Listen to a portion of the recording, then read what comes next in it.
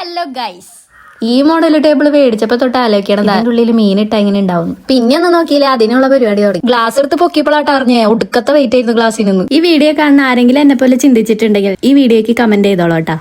കല്ലുകൾ മാറ്റിയ ശേഷം ഡയറക്റ്റ് വെള്ളം ഒഴിക്കണ്ടെന്ന് വിചാരിച്ചിട്ട് ട്രാൻസ്പെറന്റ് കവർ നമ്മൾ അതിലേക്ക് സെറ്റ് ചെയ്തു കേട്ടാ.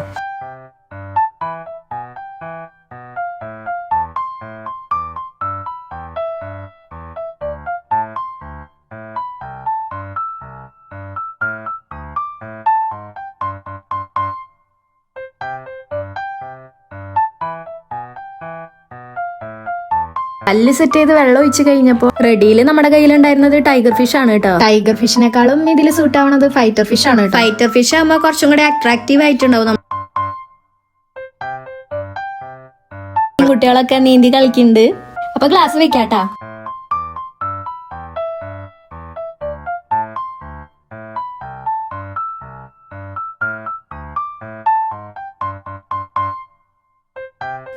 അപ്പൊ ഈ വീഡിയോ കാണുന്നവരൊക്കെ മറക്കാണ്ട് നമ്മുടെ ചാനൽ സബ്സ്ക്രൈബ് ചെയ്തോളൂട്ടാ. അപ്പൊ നമ്മുടെ മീൻകുട്ടന്മാരെ നീന്തി കളിക്കണം നോക്കി. ഇനി ഇതൊക്കെ നോക്കിട്ട് നമുക്ക് ഫുഡ് കഴിക്കാം. അടിപൊളിയായിട്ട് കിട്ടാ. പക്ഷെ ഇത് പ്രാക്ടിക്കലല്ല, മീനിനെ തീറ്റ കൊടുക്കാൻ കുറച്ച് ബുദ്ധിമുട്ടായിരിക്കും.